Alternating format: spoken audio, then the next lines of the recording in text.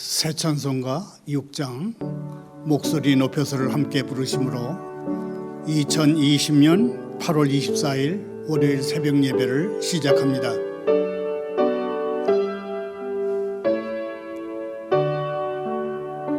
목소리 높여서 주 찬양하여라.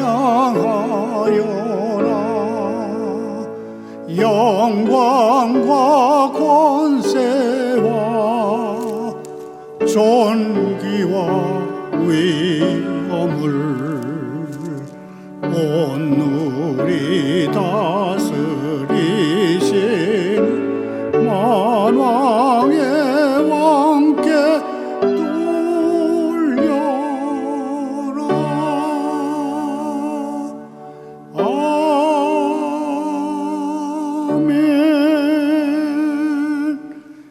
계속해서 새 찬송가 550장 시온의 영광이 빛나는 아침 함께 부릅니다.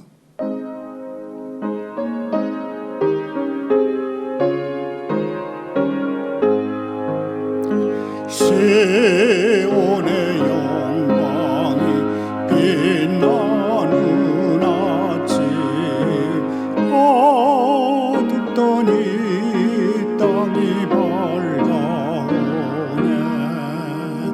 슬픔과 애통이 기쁨이 되니 시온의 영광이 비춰오네. 시온의 영광이 빛나는 아침 매였던 종들이 오래전 선지자 꿈꾸던 복을 만민이 다 같이 누리겠네.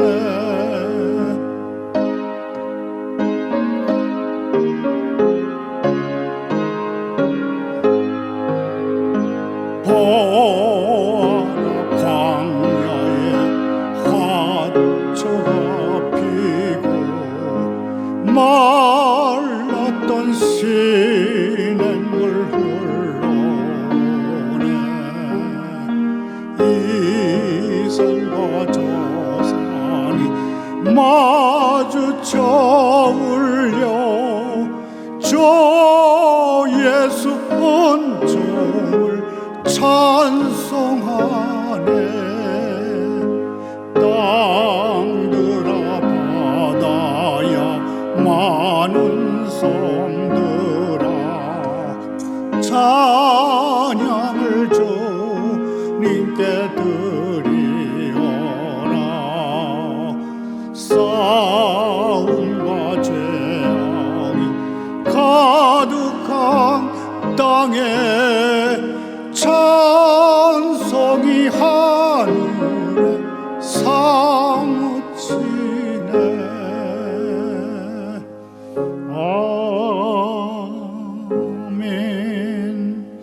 오늘 새벽에 보실 하나님의 말씀은 로마서 13장 1절부터 7절까지입니다. 교독합니다. 각 사람은 위에 있는 권세들에게 복종하라. 권세는 하나님으로부터 나지 않음이 없나니 모든 권세는 다 하나님께서 정하신 바라.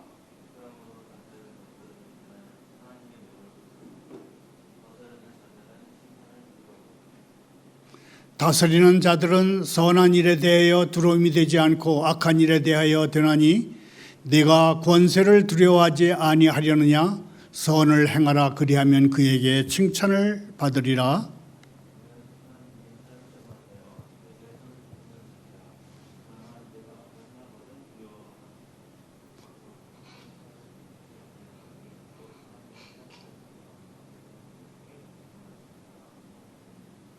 그러므로 복종하지 아니할 수 없으니 진노 때문에 할 것이 아니라 양심을 따라 할 것이라. 바치는 것도 이로 말미암으니라. 그들이 하나님의 일꾼이 되어 바로 이 일에 항상 힘쓰느니라.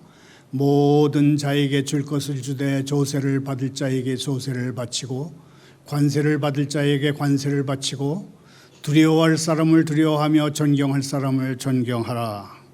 아멘. 너희를 핍박하는 자를 축복하고 저주하지 말라.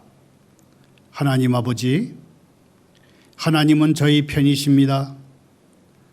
하나님이 저희 편이심으로 저희는 만나는 모든 사람과 같은 편일 수 있습니다. 악을 제거하는 것은 더 이상 저희의 책임이 아닙니다. 이제 저희의 특권은 복음을 나누는 것입니다. 오늘 저희에게 적대적인 사람들에게서 하나님이 좋아하시는 부분을 발견하게 하시고 발견한 그것들을 그들에게 말해주도록 저희를 훈련시켜 주십시오. 예수님의 이름으로 기도하옵나이다. 아멘. 우리 크리스천들은 국가에 대해서 어떤 인식을 가져야 합니까? 한 국가의 국민으로서 우리는 통치자들을 어떻게 대해야 합니까? 그리고 국가는 국민에 대해서 어떤 의무를 집니까? 크리스천의 국가관, 크리스천의 국가에 대한 의무, 그리고 국가의 국민에 대한 책무, 이 세 가지가 오늘 새벽에 우리가 펼쳐둔 로마서 13장 앞부분에서 사도 바울이 제기하는 논의의 초점이라고 할 수 있겠습니다. 바울은 하나님의 자비하심에 비춰서 위에 있는 권세들에 대한 우리의 태도가 어떻게 바뀌어야 하는지에 대해서 말합니다. 여기서 우리가 중요하게 생각해야 할 것은 바울이 교회와 국가의 관계에 대해서 논의하는 게 아니라는 것입니다. 바울은 수백 년 동안 사람들을 힘들게 했던 교회와 국가의 관계라는 문제에 대해서 특별한 대답을 하지 않습니다. 바울은 그리스도인들이 지닌 시민권에 대해서만 말하고 있습니다. 바울이 제기하는 논의의 초점이 그리스도인들이 한 나라의 국민으로서 어떻게 살 것인가에 있다는 점을 염두에 두고 오늘의 성경 본문을 살펴보도록 하겠습니다. 바울은 분명하게 말합니다. 모든 그리스도인이 정부의 권위에 복종해야 한다. 그렇게 말합니다. 바울이 말하는 정부의 권위에 복종해야 하는 이유는 세 가지입니다. 첫째, 삶의 터전인 국가는 하나님이 만드셨기 때문에 복종해야 합니다. 1절, 모든 권세는 다 하나님께서 정하신 바라. 하나님이 국가를 만드셨을 뿐만 아니라 이 땅의 통치자들 또한 역사를 주관하시는 하나님의 다스림에 의해서 세워진다는 그런 뜻입니다. 둘째, 복종하는 것이 현명한 행위이기 때문입니다.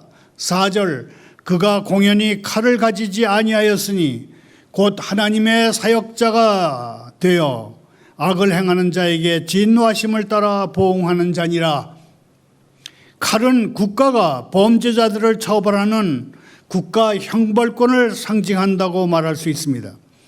사람들이 서로가 책임을 지는 공동체를 이뤄서 함께 사는 삶이 가능하려면 형벌권을 쥔 국가, 정부가 필요하다고 말하는 것입니다. 셋째, 우리가 복종하는 것이 공평한 것이기 때문입니다. 6절, 그들이 하나님의 일꾼이 되어 바로 이 일에 항상 힘쓰느니라. 바울은 통치자들도 하나님의 사역자들이라고 말합니다. 영어 성경은 통치자들을 하나님의 종들로 표현합니다. 바울이 말하는 바 통치자들은 하나님의 일꾼, 하나님의 종이기 때문에 복종해야 한다는 것입니다. 통치자들은 하나님의 종들로서 그들의 역할인 통치를 하고 있으니 우리는 우리의 역할인 복종을 해야 한다, 그런 뜻이 되겠습니다. 그러면 그리스도는 무조건 국가에 그리고 국가 통치자에게 복종해야 합니까? 얼핏 보면 바울이 무조건적인 복종을 요구하는 것 같지만은 그렇지만은 않습니다. 바울이 지금 말하는 국가는 비기독교 국가인 로마 제국입니다. 바울이 염두에 두고 있는 권세들은 교회의 우호적인 권력이 아닙니다. 이 권세들은 잘 해봐야 비우호적이고 최악의 경우는 적대적인 권력입니다. 바울은 비우호적이고 적대적인 국가에 대해서도 그리스도인들은 복종해야 한다고 말하는 것입니다. 국가에 대한 그리스도인의 기본적인 자세는 복종이라는 것입니다. 하지만 바울은 오늘의 성경 본문 곳곳에서 국가라는 권력은 절대적이지 않다고 넌지시 암시하기도 합니다. 권력이 절대적이지 않다는 첫 번째 암시는 7절에 나옵니다. 바울은 말합니다. 모든 자에게 줄 것을 주되 조세를 받을 자에게 조세를 바치고 관세를 받을 자에게 관세를 바치라고 말합니다. 바울의 이 말은 가이사의 것은 가이사에게 하나님의 것은 하나님께 바치라 하셨던 예수님의 말씀을 되풀이하는 것이 분명합니다. 그러나 바울의 지시는 예수님의 권고와 큰 차이가 있어 보입니다. 예수님은 로마 황제에게 세금 내는 것은 허락하셨지만 로마 황제를 숭배하는 것은 반대하셨기 때문입니다. 예수님은 무조건적인 복종에 반대하셨던 것입니다. 권력은 절대적이지 않다는 두 번째 암시는 4절에 나옵니다. 그는 하나님의 사역자가 되어 내게 선을 베푸는 자니라. 통치자도 하나님의 일을 하는 사람, 즉 하나님의 종입니다. 통치자가 하나님의 종, 하나님의 사역자라는 사실은 그가 하나님의 도덕적 명령에 따라서 일해야 한다는 뜻입니다. 자막을 따라 함께 읽어보겠습니다. 통치자가 하나님의 종이라는 사실은 그가 하나님의 도덕적인 명령에 따라 일해야 한다는 것을 분명히 보여준다.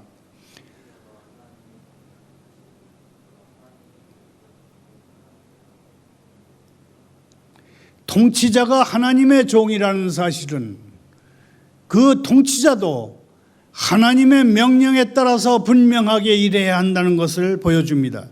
통치자가 하나님의 종인 이상 그에게는 마음대로 할 수 있는 자유가 없다는 것입니다.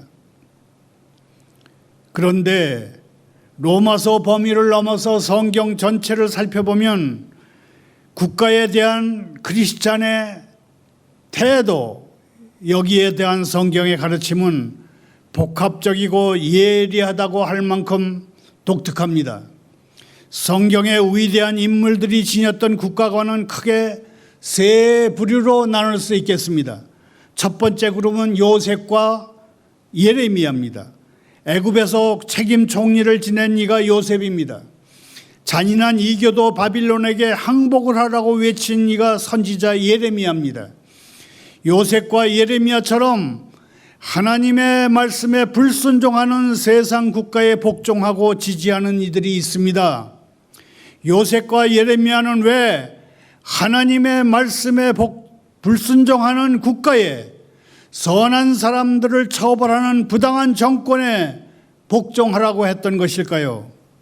예레미야서 21장 9절에 그 이유가 간단히 기록되어 있습니다. 하나님이 유다 왕국에 재앙을 내리시기로 결심하셨기 때문입니다.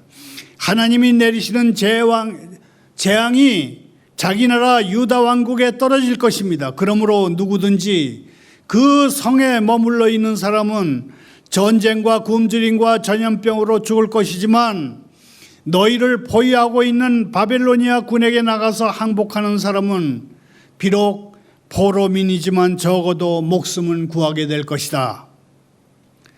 썩을 대로 썩어서 하나님이 재앙을 내리시기로 결심하신 이상 자기 나라 유대에서 죽는 것은 순교가 아닐 것입니다. 무엇보다도 생존이 중요하다는 것입니다.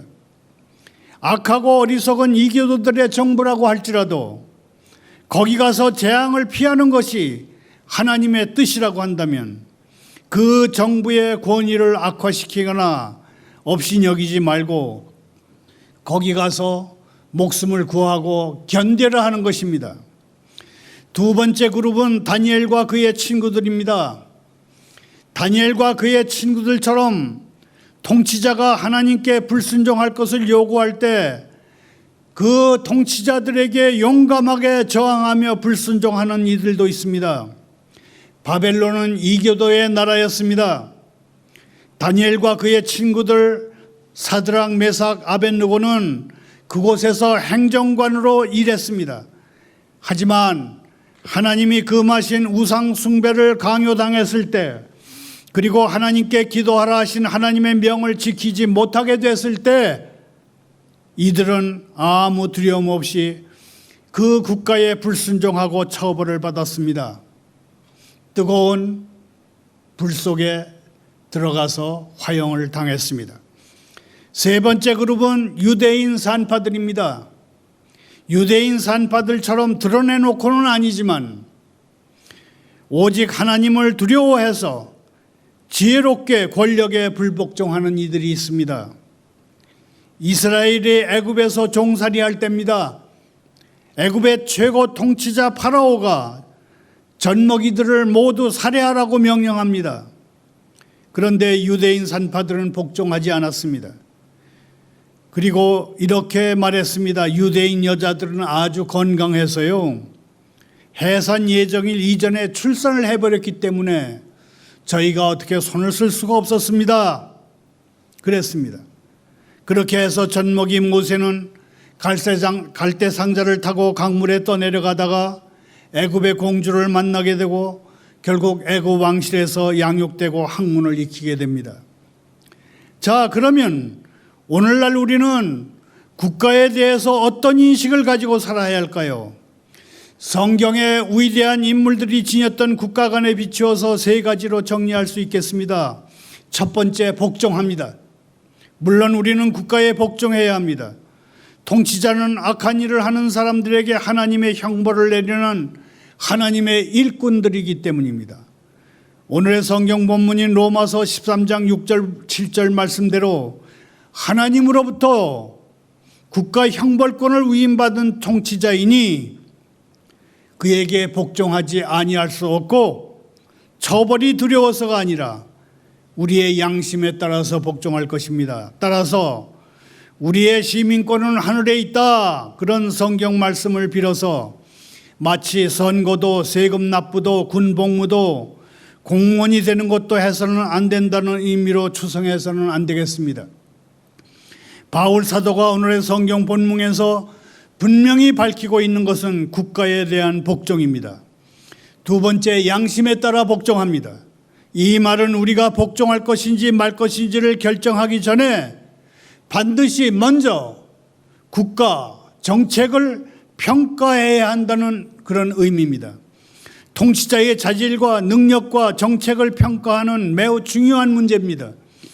다른 사람들은 처벌받는 것이 두려워서 복종할 수 있습니다마는 단지 두려워서 복종한다면 그것은 자기 이익을 위해서 복종하는 것과 같습니다. 우리는 국가가 명령하는 것을 아무런 비판 없이 절대 복종하지 못합니다. 국가가 우리의 양심에 어긋나는 것을 요구한다면 우리는 불복종해야 합니다.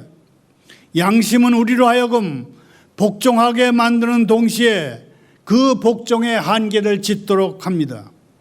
세 번째, 두려워하고 존경하는 자세로 복종합니다.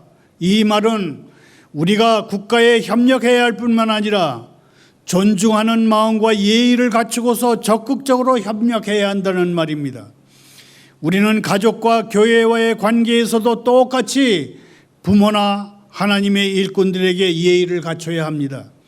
비록 존경할 만한 모습이 보이지 않는다고 하더라도 하나님이 허락하신 권위이기 때문에 존중해야 한다는 뜻입니다. 그러면 국가에 대한 국민의 의무만 있고 국민에 대한 국가의 책임과 의무는 없다는 말일까요? 국민의 입장에서 봤을 때 국가가 존재하는 이유가 무엇입니까? 지금부터 잠시 국가의 존재 이유와 국가의 기능들에 대해서 살펴보도록 하겠습니다. 첫 번째, 국가에는 소극적인 기능이 있는데 그것은 범죄를 처벌하는 것입니다. 4절 말씀처럼 그가 공연히 칼을 가지지 아니했습니다. 칼은 검찰, 경찰 같은 공권력을 의미합니다. 사회 평화와 조화를 깨뜨리는 살인, 절도, 속임수, 사기 같은 범죄들은 언제든 존재하기 때문에 국가가 범죄 처벌권을 가져야 한다는 데에는 모든 그리스도인들과 대부분의 사람들이 동의할 것입니다.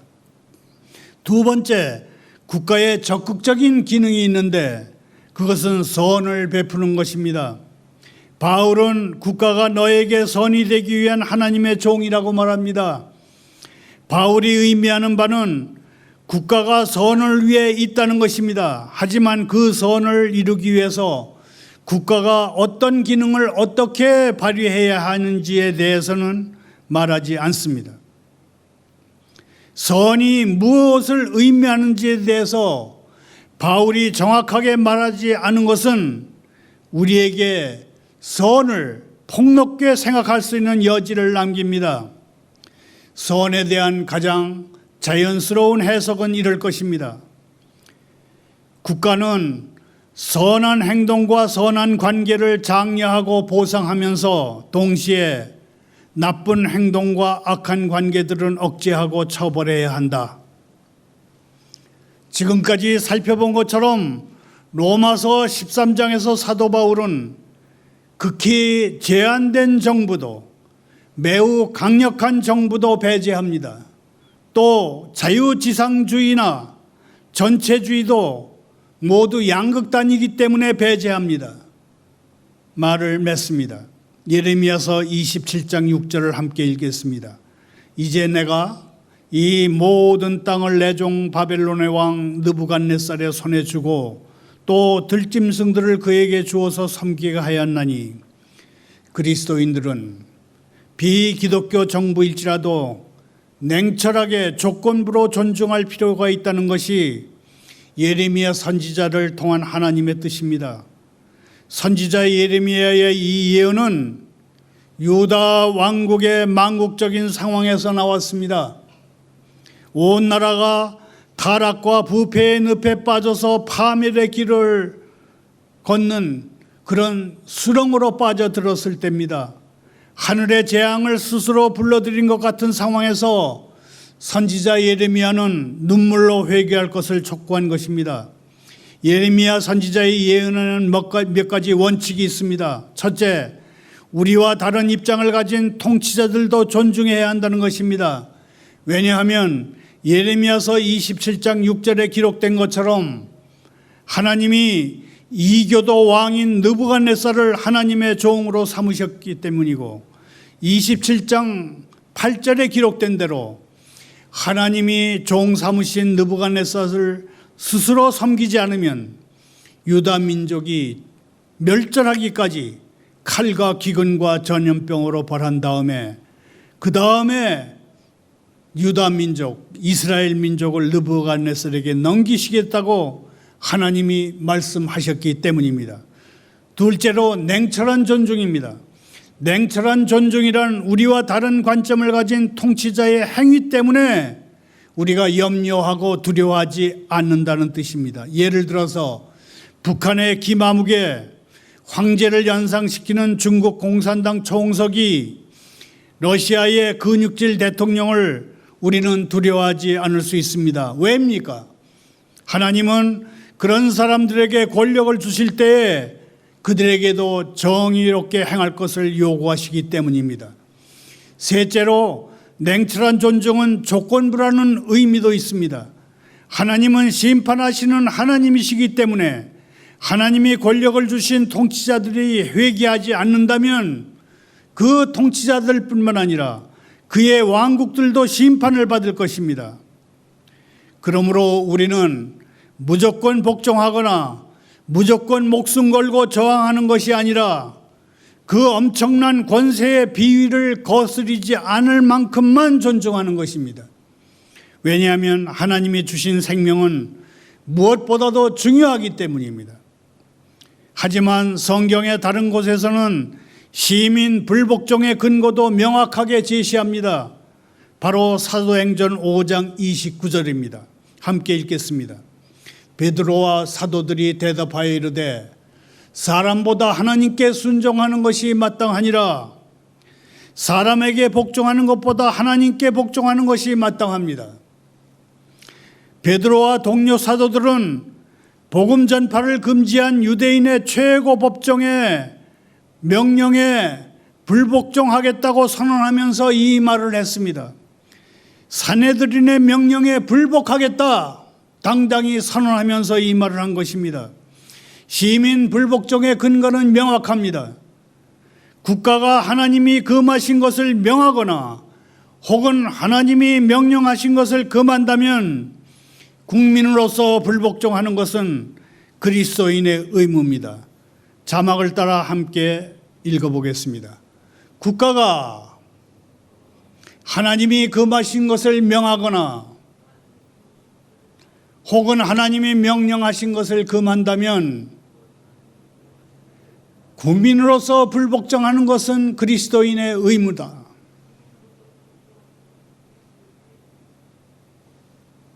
하나님이 금하신 것을 하라고 하거나 하나님이 명령하신 것을 하지 말라고 금지한다면 그런 통치자의 명령에 불복종하는 것은 국민의 일원으로서 그리스도인의 당연한 의무사항이다, 그런 뜻입니다.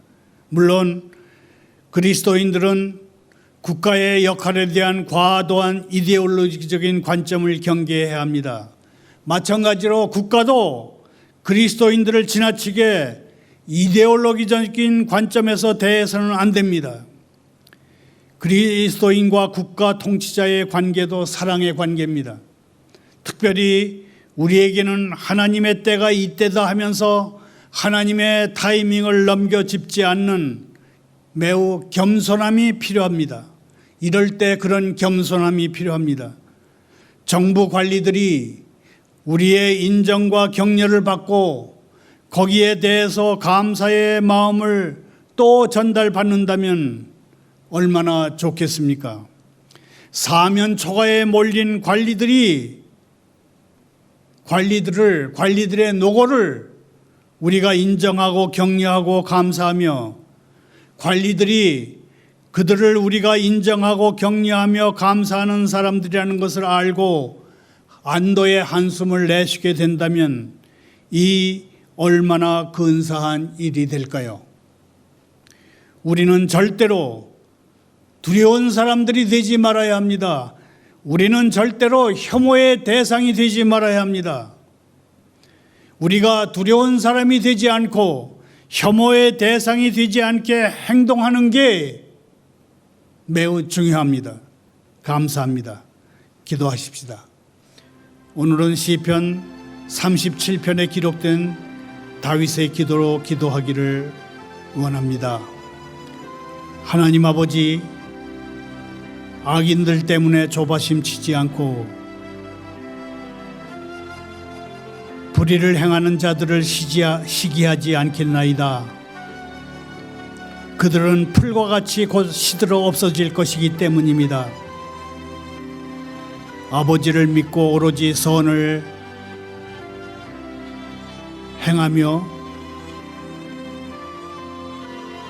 행하겠나이다. 아버지께서 저희들이 번영을 누리며 안전하게 살 것을 허용하시기 때문입니다. 저희의 길을 주님께 맡기겠나이다. 주님을 신뢰하면 주님이 이루실 것이며 저희의 의를 정오의 태양같이 빛나게 하실 것을 믿기 때문입니다. 주님이 행하실 때까지 참고 기다리겠나이다. 악인들이 성공하는 것을 보고 안달하거나 부러워하지 않겠나이다. 악인들이 칼을 뽑아 가난한 사람들을 쓰러뜨리고 정직하게 사는 사람들을 모함해서 넘어지게 하지만 결국 그 칼이 자기들의 심장을 찌를 것이기 때문입니다. 예수님의 이름으로 기도하옵나이다.